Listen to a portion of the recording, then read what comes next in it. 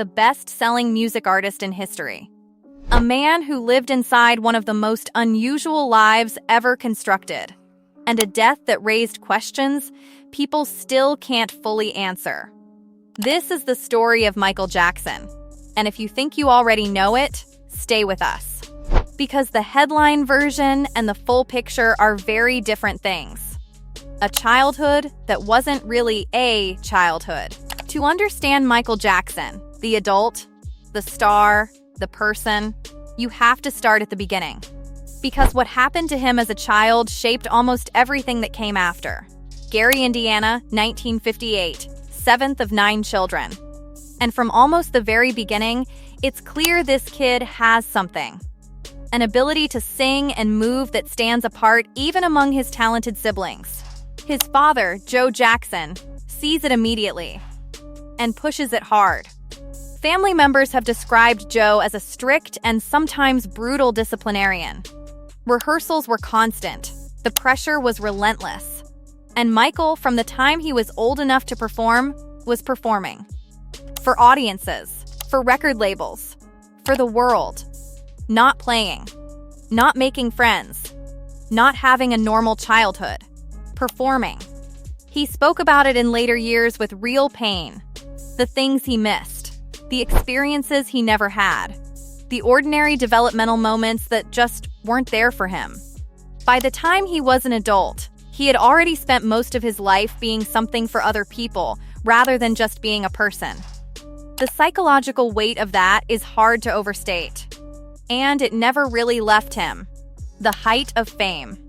By the early 1980s, Michael Jackson had become something the music industry genuinely hadn't seen before. Thriller, 1982. Best-selling album of all time. Still, the music videos didn't just change what music videos could be, they redefined what the format was for. The moonwalk became one of the most imitated moves in human history. The performances set benchmarks that artists still reference 40 years later. He wasn't just popular. He was a cultural event. The kind that happens maybe once or twice in a generation, if that. But here's the thing about that level of fame that doesn't get talked about enough. It's isolating in a way that's almost impossible to explain. He couldn't go most places, couldn't walk into a restaurant, a park, a grocery store. The ordinary texture of daily life completely unavailable. So he built Neverland Ranch. A private world, self-contained. Animals, rides, a cinema, space to breathe. People have interpreted Neverland very differently over the years. Some see it as someone desperately trying to recapture the childhood that was taken from him. Others have raised harder questions. Both conversations are still happening. What's not contested is what his world had become: extraordinary wealth, extraordinary fame, and an extraordinarily narrow space he could actually move through freely. That's not a life most people can imagine. And it matters for understanding everything that came next. The allegations. There's no honest version of this story that skips this section. Michael Jackson faced serious allegations of child sexual abuse on more than one occasion during his lifetime. In 1993, a civil case was filed. It was settled out of court. In 2003, a criminal case was brought. He stood trial, one of the most publicized trials in American legal history, and in 2005 was acquitted on all counts. The legal record is an acquittal. That's the fact. What's also true is that allegations, documentaries released after his death, and deeply contested accounts have kept these questions alive in ways that show no sign of resolving. This video isn't going to hand you a verdict. The courts, the public, the people closest to him, nobody has landed in the same place on this. What can be said is that the years surrounding the trial were described by people close to Michael as the most damaging of his life. Not just legally, personally, psychologically, in every way. He came out of it acquitted, but not unscathed, not even close. The final years. After 2005, Michael Jackson largely disappeared from public life. He spent time abroad, kept a low profile. The man who had once been inescapable became quiet. and the quiet had a different texture to it than the fame ever did. By 2008 and into 2009, something was shifting. There were conversations about a return, about music, about performing again. And then, this is it. 50 shows announced at the O2 Arena in London. Tickets sold out almost immediately.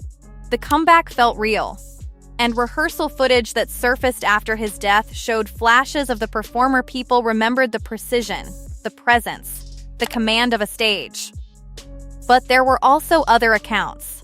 People close to the production who described him as physically fragile, underweight, not sleeping, dependent on medication in ways that worried the people around him. His personal physician, Dr. Conrad Murray, had been administering propofol to help him sleep. Propofol is a powerful anesthetic used in surgical settings. Operating rooms. Under medical supervision. Not something administered at home, in the dark, to help someone get through the night. It was not a medically accepted practice. It was dangerous. And the people who knew about it either didn't understand how dangerous or didn't stop it. June 25th, 2009. The date, it's worth saying out loud. Michael Jackson is found unresponsive at his home in Los Angeles. He is 50 years old. The This Is It tour is weeks away. Emergency services are called. He is taken to UCLA Medical Center. He does not recover. The cause of death: acute propofol intoxication. Conrad Murray is charged, tried, and convicted of involuntary manslaughter. He serves 2 years in prison. 2 years. For the death of the best-selling music artist in history. The investigation that followed painted a picture of a man in serious physical decline in the final months of his life. Dependent on powerful drugs.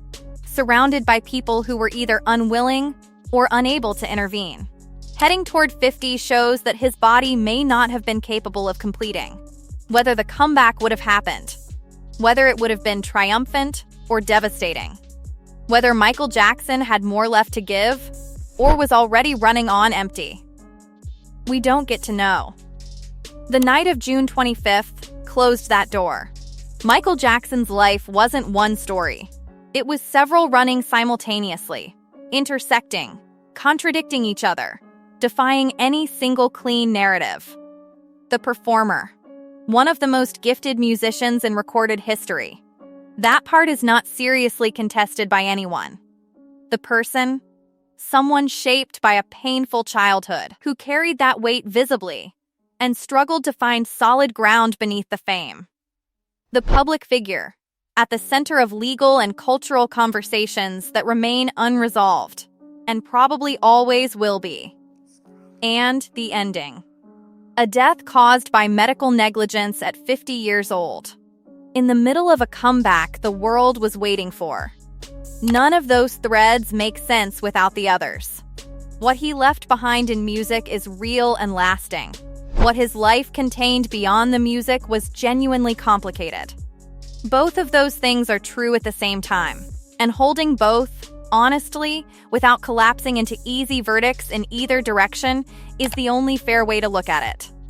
If this gave you a fuller picture of a story you thought you already knew, that's worth something.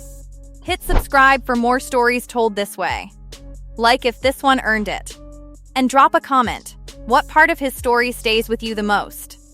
We read every one. See you in the next one.